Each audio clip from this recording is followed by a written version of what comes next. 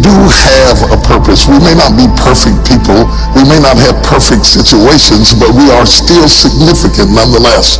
And we have been blessed with a rich body of emotions. We have emotions. We're not like roses or plants or bushes that have life without feeling.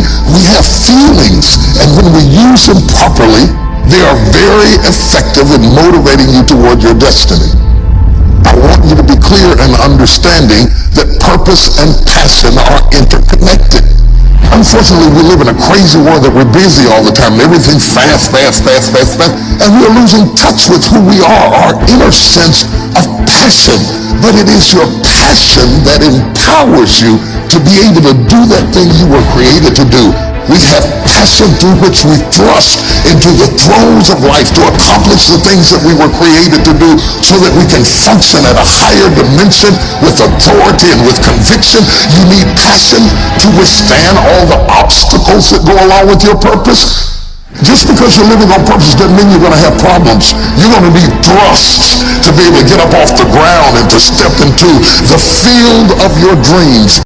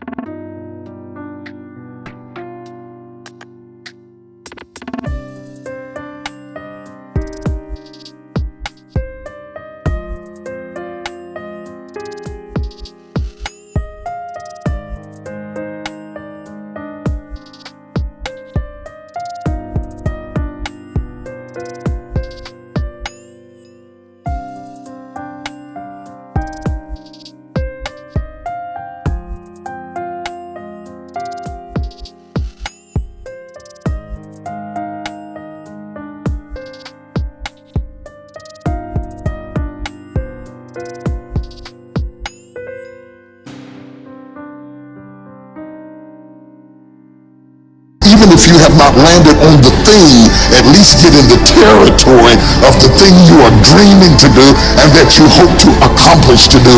And through that,